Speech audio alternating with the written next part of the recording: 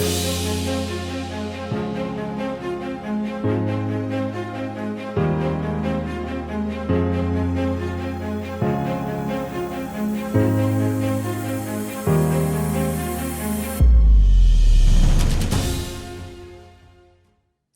back to this Legacy Academy podcast. Jono and I are excited to bring another episode of this. We're hoping this will be like a virtual mentor resource for you. It's all about building businesses, developing families, impacting communities, and we are excited to bring a new topic today. We're going to be talking about being entertained to death.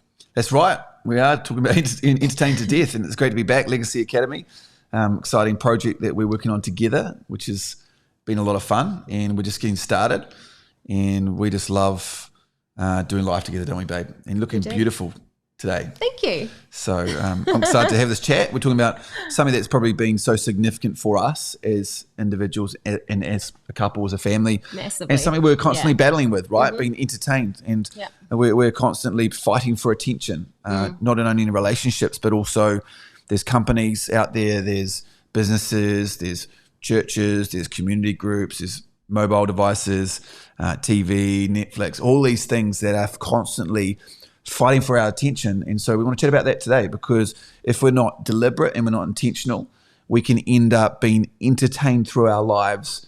And that's why I say entertained to death, because for decades we can be just constantly entertained and going through the motions of week after week after week, and get to the end of our life. And of course, as we've mentioned last time, the number one regret of people at the end of their life is wishing they lived the life that they wanted to live rather than what other people expected them to live, right? And we're around our family and friends who have expectations of ourselves. Society has expectation, this 9 to 5 kind of career, 40, 50 years, and retire at 65, and hope the government looks after you, hope you've got enough money saved in nest egg, and then what are you going to do, and then how long are you going to live after retirement, all this stuff, right? So we want to challenge a lot of that. I think a lot of this is going to be controversial, maybe a little bit controversial, but challenging for a lot of people who are listening. Yeah, well, I think it challenges what the norm is in our culture. I think that there's a lot of things that we probably just think are normal, or we don't even really realize that we're doing. And there's some subtle things that we can do that can actually shunt us really far forward in our lives if we actually realize what's actually happening. And I think it really takes discipline to not let entertainment, social media, all of those things steal our time. It's a real time stealer problem. And I mean, I go as far as to say that the biggest problem in society, I think at the moment, is social media. I mean, it's a tool, but I feel like it's really disrupted our culture and really taken things to a different kind of place where we sort of need some management strategies around it.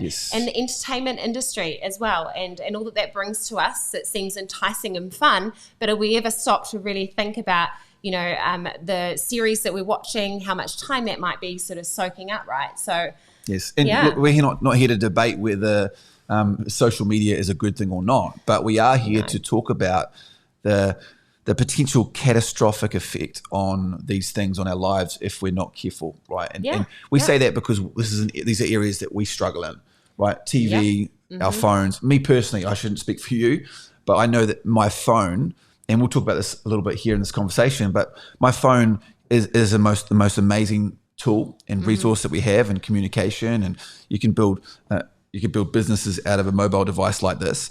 But also it can be one of the roadblocks, one of the barriers to really developing a marriage relationship, or relationship with your kids and relationship with your friends. I mean, how many times, if you're listening to this podcast or watching here on YouTube, how many times have you had conversations with somebody and you notice them checking their phone, or that they're taking a notification, looking at a notification on their phone, or their phone calls and they just need to check who that is. And Simon Sinek has a lot of great stuff on this, doesn't he? That's true. And there's nothing worse, right, than when you're in the company of someone else and they check their phone and instantly you feel less important. You don't feel important in that conversation. You suddenly feel like you haven't really got their attention. You must be boring. There's all these things. It does that to the conversation. It's conversation killer, right? And Simon Sinek has some great stuff on it. Like Simon Sinek's great. We love his material. Got some great videos. But he talks about when you're in a meeting, how people bring their phones to a meeting. Like they put it down face down as if that's a means a it's not really gesture. there. It's right. Still there. Yeah, this is like a gesture that you're important, but not that important. Not important enough for me to put my phone away. And I would say that personally, my mobile phone is probably one of my biggest challenges in life. Yeah. I agree. I think a lot of people struggle with this. I struggle with this too. Jono's saying he's not going to answer for me, but I struggle with it personally with just social media scrolling. Like, I love learning about people and finding out about them and all of that kind of stuff. And so I love feeling connected. And it's that whole dopamine rush, right, that we get from like, oh, we've got notifications. I wonder what someone said and all of that. And so it's addictive.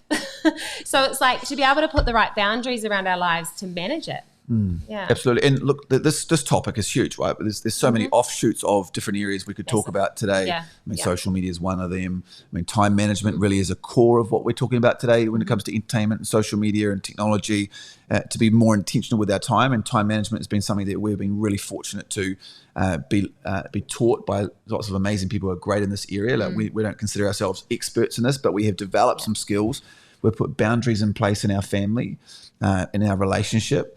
And we're not always perfectly executing those boundaries, but we are always constantly, I would say we're always talking about them. We're creating awareness around, how's the quality of a date night together on a Friday night for us? How did that go? Did it allow us to connect at a deeper level? And that's been something that we've worked really hard on to make sure that we're creating space on a Friday night, which is our date night, every single week, that nothing gets in the way of that we make sure that we think about the quality of that date night and the conversations that we're having and the time that we have together, so we can continue to invest into our marriage, because we want that to be one of the pillars of our family and our future and our happiness and all of that stuff, right? And we're talking about this today because the busyness of life, the entertainment of life, because we're constantly being entertained and there's things fighting for our attention, is challenging the quality of our marriages, of our mental health, which has been huge, right? Here, especially the last 12 months and the pandemic and everything that's going on. Parenting is another massive one. Our performance in our jobs or in our businesses, our personal finances. I mean, we could talk for hours on personal finances and the risk around advertising and entertainment and TV and social media, the algorithms and everything. We wouldn't even pretend to know and understand how all those things work, but we know that every time you click on something, you search something on Google, that all these algorithms start sending you advertisements and all products and services related to your searches or vacations. I mean, we're getting all these different vacation things coming through at the moment because we're talking about going on a holiday as soon as borders open up, and Rarotonga recently opened up. Like, let's go to Rarotonga or Gold Coast, right?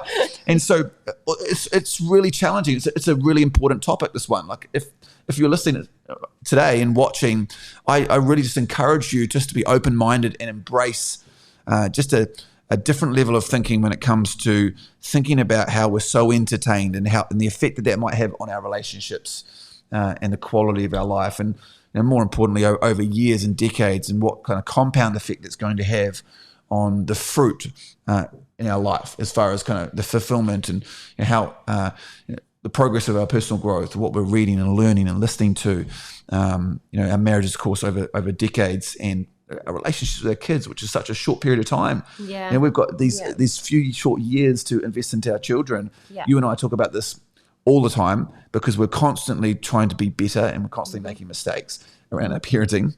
Yep. But we want to be more deliberate about shaping and molding the character of our children, giving them opportunities, encouraging them with the things that they're passionate about, all those areas. And this is why we need to be fully alive, fully awake, and eyes wide open when it comes to entertainment. Definitely, 100% agree with all of that.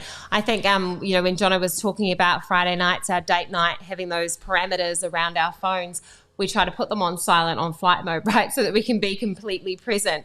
And we also have a games night before that with our kids. And it's the same thing. We want to be completely present with our kids and that time that was set aside for them to actually be interacting with them and nothing else. I think, it's a huge topic. And I think even in the evenings, a lot of what is normal is to be watching a series. I've just finished this series. What are you watching? Have you got a series that you can recommend to me? Because I've finished it. I'm not sure what's going to be really good next. People are going through those recommendations. And, it's cool and it's fun to watch something like that. But depending on what you actually want in your whole life, which actually your lifetime isn't actually that long compared to how the world's been around for so long, right? We're a bit of a blip in the radar. It's like, what do you actually want your life to look like? What do you actually want to achieve? What do you want to do? What are the things that you think to yourself, I don't have time for? Like I often hear people say that they, feel like they're working a lot and don't have a lot of time with their kids, or they feel like they wish they had a closer feeling with their spouse, or they wish that they had time to read books, but they just don't have time to read books. And there's all these things that people sort of have as a bit of a wish list, or they have some sort of like little business idea, a small business idea that they think would be really fun, but they've never really had time to execute it. And I just think it's really healthy to challenge what else is in your life right now at the moment. And this is something that Jono and I, through having mentorship, was highlighted to us that I don't think we really realized, babe, right? No. To be fair, that there was time that was just flitting away and we didn't really realize or acknowledge it till we flitting really... away. What is the word? That's good enough. It sounded right. I don't know. Frittered. Yeah, it's frittered, isn't it? I don't know. Frittered away. I don't know. Makes sense. Yeah, I think we understand. Like we were asked, what are you doing in the evenings between 7 and 9 o'clock at night? Yeah. And we just sort of looked at each other, unable to answer the question. And we had to really think, what are we doing? And there were all these things that were vying for our time. But some of it was actually things that we could snip out of our lives basically and get some time back. But we didn't realize that till it was highlighted to us, right? And we were watching a series at the time and we were putting our kids to bed. But I mean, we had one child at the time and he was going to bed at like 7 o'clock. So we really did have those hours. Yeah. So I just think it's incredibly empowering to actually realize the time that you have. And then if you can attach that to something that you can envision that you really want for your life, there is power in that. We talk about the slide edge principle. We talk about living through values. But I loved what I read that Simon Sinek had talked about with values. And he said, values are verbs, not nouns. In order to build the culture we envision, we have to enact our values and how we show up every single day. So it's not just having a nice list of values or being able to say what you stand for. It's actually every single day, what are we doing that represents those values and shows those values, even if it's seemingly small? Yes, yeah, massively. And it's so true. I knew I was watching lots of sport. This is many years ago now, 7 or 8 years ago. And I was watching sport every night because I love sport. Every sport, right? It wasn't just one sport or two sports that he liked. It was like you were interested in every sport. If it was a sport, he was watching it. If darts was the only thing playing, he would be watching it. I was watching darts on Foxtel. But I was also tapping away on my laptop, working as well. And, it's another discussion for another day, the amount of hours I was trading time for in a job and career, not necessarily thinking about the outcome that was leading me towards. But you're right, relationships and mentorship was a catalyst for that to change the awareness. And we'll talk a bit about that here today. But I knew I was watching lots of TV, but let's look at some of the stats, right? Yeah. And we did a little bit of research here before we had this conversation. But even nationwide, New Zealand is pretty bad, but globally as well, it's not so good, right? So well over 3 hours globally on average every single day. But let's talk about New Zealand specifically. So one study I looked at from thinktv.co.nz and talked about quarterly results from this 2021 already, like first quarter of 2021. And they're similar to kind of the last couple of years, to be fair, 2019 and 2020. But well over 2 hours a day of TV watching in New Zealand. So you think about the average New Zealander, this was 2019, it was 2 hours and 16 minutes. And get this, 90% of that was live TV. Wow. So yes, we're watching TV reruns and records, and it's the same even in first quarter of 2021. 90.1% of TV watching is viewed live, right? And we haven't started talking about social media, and we haven't started talking about Netflix, right? But this is live TV, and even in the first quarter of this year, more than 2 hours a day. I mean, just think about that. So I was about to say, the Netflix series binge, but it's not even that. Yeah, well, it's on top, right? But 2 hours a day. So people are working and taking kids, and if you're a family, right, of course you're dropping kids off at school, you're picking them up, extracurricular activities, you have dinner, you get them to bed, and it's like 8 o'clock, maybe it's later, and then we finish our evening by watching 2 hours of TV. Now, there's probably some mums at home watching TV during the day, maybe Days of Our Lives and Bold and the Beautiful are the only two that I remember my nana watching years ago. But but 2 hours a day. Imagine if we reinvested some of that time just on that 2 hours of TV. into something that was going to fuel our marriage, something that was going to fuel our kids' relationships, something that's going to fuel our own personal growth. Imagine if we just took half an hour of that 2 hours, just 30 minutes, and started reading every day, which is obviously a habit that you and I have developed in our life the last 6 or 7 years through getting around people who really encouraged us to do that. But everyone that we learn from, everyone that we listen to, everyone we study as far as influence and impact and success, they're all readers. They all watch less TV, and often they don't have TVs in their house, and they are studying, they are learning, they're stimulating their mind all the time to grow. And so it's really important to be aware of some of this stuff, right? And so New Zealand is like in this first quarter of this year, they're all watching significant events and news, right? We talk about news a little bit here as well, but the most popular shows of the first quarter of 2021 were the America's Cup, of course. That was fantastic, right? That was entertaining. It was. Was it entertaining? Right. Very entertaining. In the words of Marcus Aurelius, are it. you not entertained? As he says in the middle of the gladiator arena, right? Are you not? And that was something the country gets behind it, right? And we're entertained for days, and it's all fantastic stuff. But how does that personally affecting us as we're growing? If we were doing that all the time, then we've got a bit of an issue. It's not just the one America's Cup at the time. There's always something on at some time that we're watching, right? Oprah Winfrey, Harry and Meghan, number 2. Kirsty. I may have looked at some of the Harry and Meghan. Seriously, there's 2 people that are in the royal family way over in Britain, and how's that impacting really our life here? Our lives, no. And of course, we're not even going to get into the Harry and Meghan debacle and debate here, because I don't know what side of the fence you're on, listeners. Let's not go there. Listen to this podcast, but isn't it interesting? And of course, Oprah Winfrey, hugely successful. She's interviewed a lot of people, but we are being entertained as we watch those interviews, of course. And number 3, breaking news and news programs is the 3rd most watched TV in that 2 hours. So people are constantly attracted to news, and how important was the 6 o'clock news when we were growing up to our parents and parents' generation. Always had to go on at 6 o'clock. And what does the 6 o'clock news sell? Bad news, right? And what do we think? What's stimulating our mind as we're watching that? It's just all bad news, right? There's some good news in there, but bad news sells. And the news media agencies are all in the business of making profit, right? And making money. They're not doing it to make us feel good and to help our marriages grow. They're doing it to tell us about what's going on. And look, we're not going to go into journalism and all that stuff, because there's obviously a place for that. We need accountability. We need all of that stuff, which is important. But I'm just highlighting some of the major areas of people watching TV every day. Amazing statistics there, eh? Should we talk about social media for a moment? There's a report here, a study, socialmedia.org.nz, updated in November 2020.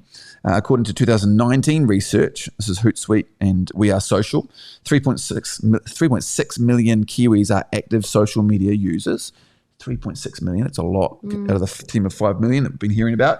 And they spend an average, get this, an average of 1 hour and 53 minutes a day.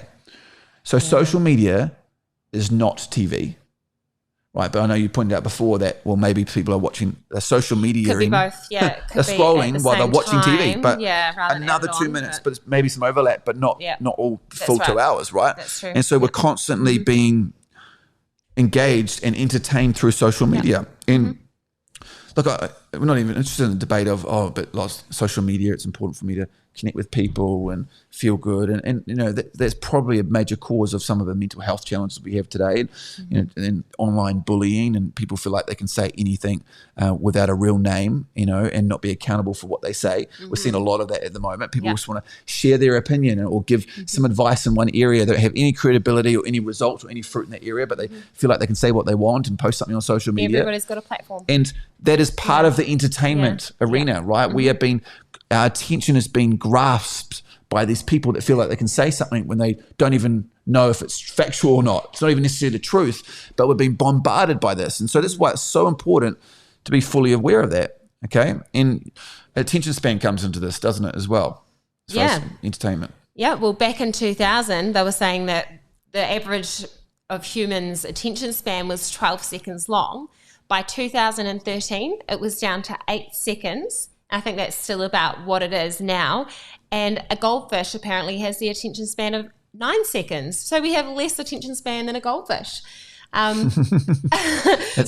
which is pretty crazy. But I think about, technology and the impact of that, and how, we can't even wait for something to load, right? Like how many of us have been on our phones and we want to look at something, so we look it up. But then if the page takes more than 5 seconds maybe to load, you're like, oh no, won't worry about it, or I'll go somewhere else or do something.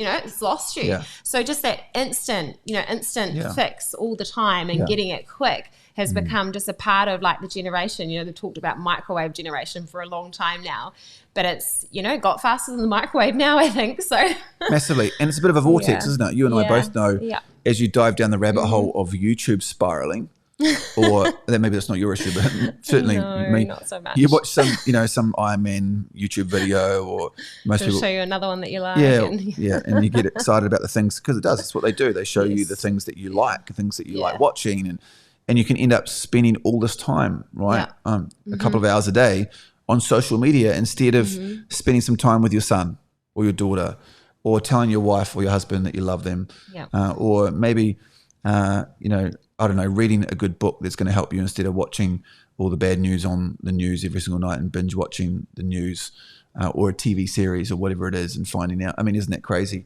Series that were designed for one episode a week, people are now watching over a weekend, and they want to binge a whole day of their life onto a TV series. Now, we did it. I've done it. Like far out. We're not judging here, but man, we just want to encourage all of us, and together we need to be a little bit more attentive to what's capturing our attention and what's entertaining us, because it is damaging what's most important, the values that you just talked about.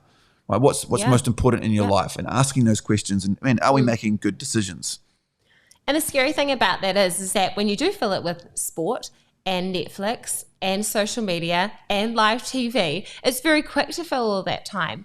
And that's not maybe a bad thing today, but if that's every day, then compounded by sort of 5 years, then 10 years, then 15 years, then 20 years, and then you end up with your life in a place that you actually thought, man, like this isn't where I expected to be in life. I thought that I'd be further along in my career. I thought that my marriage would be better. I thought that my kids, wouldn't, I don't know, not that it's, depends on that, you don't know about whether your kids would have turned out differently or anything like that. But, I think it's just actually thinking about that and bringing it back down to today, tomorrow, and this week, and what can I change to move my life forward so that when I do get 5-10 years down the track, I've moved closer to something that I see as real fruit in life, that I see as something really worthy of being maybe a serving thing or an achievement or whatever it is for you, that you've moved closer to that. And I think that it's very easy for us to actually even wind up right at the end of our lives with regrets because we haven't done what we wanted to do.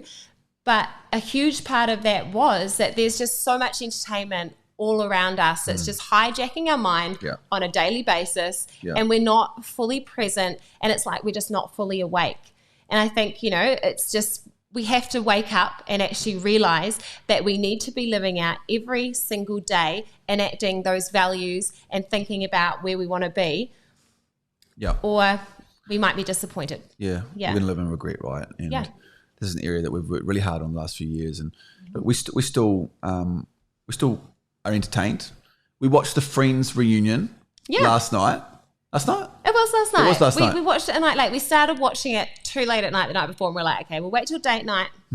Watch it on date night. Compartmentalised it. It was like 45 minutes to an hour, whatever. Yeah, well, that's key, isn't it? And then we had lots of fun, or I should say discussion, chats afterwards.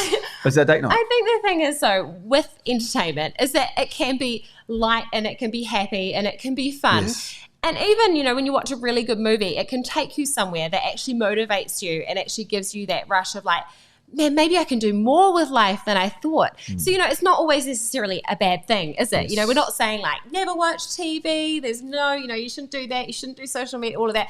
But it's actually about like, you can watch that movie or whatever, but just not every single day, right? Yes. And like Jono just said, we compartmentalize it. Yes, so we do. For Jono and I, we like to do that on date night. Sometimes we don't. Sometimes we just like to talk on date night, right? Yes. We always mix it up, but just actually not letting it just creep into your week. Yeah, especially if you've got a demanding job and a career and you've got kids, right? You feel like you don't have time outside of that to do anything. And a lot of the time, people say they're really busy or, I've got no time. You just mentioned it before. Yeah. But I think they do have time. We all have 168 hours a week. I mean, look how fortunate we've been the last decade to be able to, decade ago, like we've been investing for well over a decade. We've been investing in ourselves. We've been investing in different businesses. We've been learning skills and developing our skills outside of our career. and building what they call, people call side hustles and talking about our values. But we've made mistakes, and we haven't always done it, accurately in the sense of managing our time properly. But we've always been accountable to good people in our life and been challenged and been open. But we've continued to really be attentive and intentional about it so that we can build and create an outcome and create results and fulfillment that are really in line with our values. And that's where mentoring and relationships and important relationships in your life is so critical. And it's been a changer for us. Isn't it? Absolutely. Yeah. So look, let's talk about some recommendations as we kind of wrap up this conversation. Sounds good. Is that cool? Some things that have been really helpful for us, and some things that we've learned from really successful people in this area when it comes to people who live by values, people who impact a lot of people who just walk and talk what they walk what they say, which is integrity, right? Are you doing what you say you're going to do? This follow through. There's too many in this day and age say they're going to do something and then they don't back it up with action. They don't follow through on it, right? And how many people start something and then later just quit because it gets too hard, or they don't have the right relationships in their life, or I think things like mental health and obesity, for example.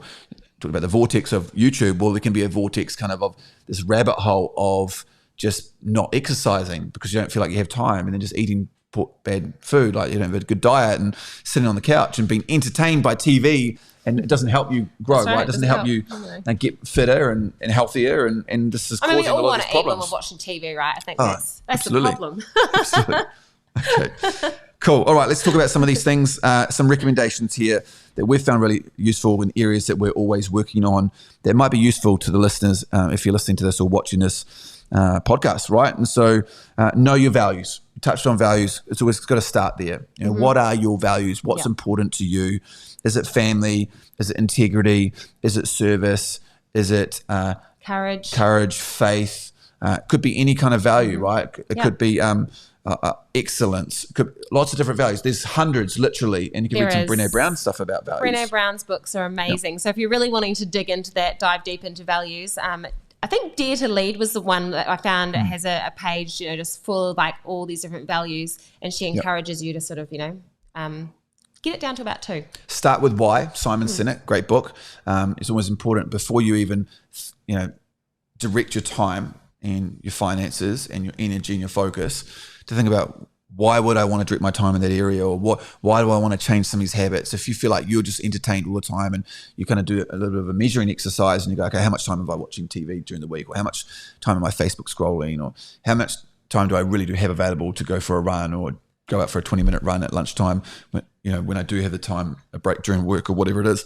Yeah. Right, we've got to start with what's important to us, because if we don't know what's important, then we can never channel our focus and when it comes to time management. And that's the next one, plan your time. Sit down once a week at least, but if not every single day, if you're journaling or some kind of daily kind of habits journal or something, you're intentionally planning your time. And this was a game changer for us many years ago. Someone recommended that we sit down once a week. Yeah, we now spend about 1 to 2 hours just planning the week ahead, which is actually nothing in the scheme of your week. That might sound crazy to some people, I know. But it's, It was. I used to say it to a few people that I work with, my bosses, and I think, man, cool, Jono, like you sit down with your wife on a Sunday night for an hour or an hour and a half and plan your week, and it's really uncommon. But we can tell you that it's a discipline and a habit that will change your life in so many ways, because it allows you to reflect on the week and think about your values, and then go set direction for the rest of the week and go, okay, how am I going to create some boundaries in place for my week? How am I going to structure my week how I want to structure it, rather than letting the attention or entertainment and social media, all these things take my time off me, right, and steal my time before we have a chance to really set in place the building blocks for that. So be intentional with your time. Compartmentalize entertainment. We talked about that here just before. Yeah. Date night is a good example. On the date night thing, we found that early on in our marriage, we used to go out and watch a movie, the movies, and it was actually the most terrible thing we could do for our date night, wasn't it? Because often we would watch a movie that was rubbish. Yeah, and we'd be disappointed afterwards because it wasn't that good. And we didn't actually have any connection, that didn't feel intensity. Fulfilling, did it, at all for us? That's right. Might have had proximity, frequency, duration, but not the intensity. Like the 4 fundamentals of building friendship and developing relationship. Yeah. And the Like Switch, the book the like switch, proximity, frequency, duration, and intensity. And you miss that intensity when you're watching, you're both being entertained. It's like, what's the point of having a date night if you're going to watch a movie and you're both sitting next to each other, being entertained by this big screen? You're not exactly building your relationship, right? Yeah. You're not building your marriage. That's right. Isn't it? So compartmentalize it. And I would say not just entertainment as in TV watching, but also your social media. Like we try our best to try and, we get better at this. We have to adjust and get better all the time, right, with this. But compartmentalizing when we check our messages, when we check our social media and all that, and even setting a timer for yourself so you don't just let yourself go, because I know that can be my weakness. Yes. So I'll be on it far longer than I intended, and I'll be like, whoops, an hour just passed. I thought I'd just check one of my emails and then I saw a notification and then suddenly I'm on my phone for an hour. Yes. So if you actually compartmentalize and give yourself that time, but just limit it. And another recommendation for relationships, marriages, maybe leave the phone out of the bedroom. Yes. Right. And I think I notice the phone all the time. It captures my attention away from you. Right. When we're having conversations and you get distracted and it's just not giving you the attention that you deserve as my beautiful, gorgeous wife, right? And I love you to bits. And so I just want to constantly aware of it. We don't judge each other for it. We call each other out occasionally on it, and because we want to build a relationship, but we know at the same time, you can check some messages. That's all good. But if we're not creating boundaries, then we're gonna really prevent ourselves to take a deeper level of connection over decades to come, which is important. Switch out entertainment on date night for other things, for an activity. There's some things that we've done on a date night, and this is kind of just a less entertainment and more connection when it comes to relationship. Now, have a game if you're into games. Kirsty and I don't do a lot of games together. Have a discussion. We've even studied, this is going to sound really geeky, we sit down and watch like a leadership video or we love it, hey, leadership podcast with Chad Veach or John Maxwell, and we'll sit down there and we'll watch it together, write notes, Simon Sinek, and we'll discuss it afterwards. And we get excited on our date night after studying leadership material on a date night.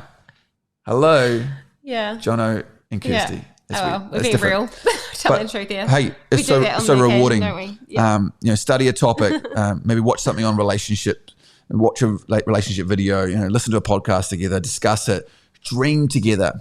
How often do you and I talk about our dreams? I love doing this. Yeah. The vision that we have for our own family, but also to add value to other people. Because, and Mahatma Gandhi was talking about this today in Mum's book launch, right? And you find yourself when you lose yourself in the service of others, Mahatma Gandhi, and this just pursuit to serve and give to other people is more rewarding, more fulfilling than creating results for yourself. Yeah. One of the blessings that we have in our life, and one of the big reasons as to why we wanted to create financial independence, is so that we could redirect our time and effort into our family, but also then continue to serve more to people. And it's been more fulfilling, hasn't it? It's just incredible to be able to continue to give back. So that's really key. Associate with people, get around people who can help you grow in these areas. And this is everything we're talking about here today, being entertained, right? And how critical that has been for us. Get around people who encourage you, who build you up, stir you up. Like, just create some boundaries, guys. Create some walls from people who speak negativity, who maybe misunderstand you or are not willing to say something good out of their mouth. If it's not something positive and encouraging, don't say it. Yeah, and spend more time with people that inspire you as well. Think about who's in your world, who's in your circles that you actually are like, man, they're really inspiring, and they will take you to another level, and get around them. In my latest podcast with Tim Grover, Tim Grover just wrote Winning. He wrote the book Relentless as well. Tim Grover was the mental health or mental coach, mental skills coach, and physical coach for Michael Jordan and the late Kobe Bryant as well, and just incredible material. But what they discussed in that podcast, they just talked about how when they get around someone with so much apathy or just really lack of just desire to grow forward and to move and to change, or all toxic and negative, like you just have this kind of repellent feeling, right? You don't necessarily want to spend time with them, right? And but we love people. Faith is central to our life, and we want to continue to love all people, no matter who they are, and not judge them. But when it comes to influence, when it comes to growing yourself and improving and being controlling entertainment death, right? You want to get around people who are going to help you in those areas and not pull you down. And too many people continue to be friends with people, continue to build relationships with people just because I've always been friends with them, when those relationships are not helping you grow towards the vision you have in your life and not helping you with your values, and they're just tearing you down. It's challenging for some of us to hear. And it's not that we want to remove people from our life, but sometimes we do need to create some distance. Boundaries, right? Some boundaries. Yeah. Yep. Yep. Very good. Read, listen. Yep. Good material, right? If instead of being entertained. This is one thing we did very early on, right? Like when we started to notice where our time was going in the evenings, that was something that we actually put into our lives early on, right, babe? When we realized we're like, okay, we could actually read. Yep. And it's amazing. And I'm still how much you can read if you're not watching. And you still crush me in reading. Like you're so much smarter than I am. But I'm not. Yeah, well, that's true. At least you know it. That's good self-confidence right there. I have, I love reading. I don't find it easy all the time. Like it's a discipline, but it's so rewarding and fulfilling the more I do it. Yeah. And I always feel like I get more value out of reading than I do out of listening to something. Because as we know, and we've talked about this before, we heard someone say, well, listening to an audio book, listening to an audio is someone else telling you. Yep. But reading something is... you telling yourself. That's right. So you're telling yourself as you read great material and great content. Do you know I used to be a chronic book starter? I don't know if anybody else can relate to this. I still have that problem. I used to have, you do. I used to have quite a few books on my bed, like about 5 of them. And I would just choose emotionally what I felt like reading. So I would never really finish anything because I'd be like, oh, I think I feel like reading this one. Oh, I think I feel like reading, there'd be different sort of types of books. But one thing that I've found has made a big difference for me is actually shifting that and making myself like, no, I'm reading this book. No matter how I feel, I've started this book. That's great. So every time I just pick up the same book and I keep going till that thing is finished. Yes. Well, whenever I see someone that I watch or follow or, have respect for, and they recommend a book or they post a book on social media or something, I'm like, I've got to have that book. So I order a book depository. So they're always arriving at our house. I'm not reading fast enough to keep up with my book ordering, and that's where our bookshelf's full, and we're going to start giving some books away, right? So fun. So many choices. It is fun. Absolutely.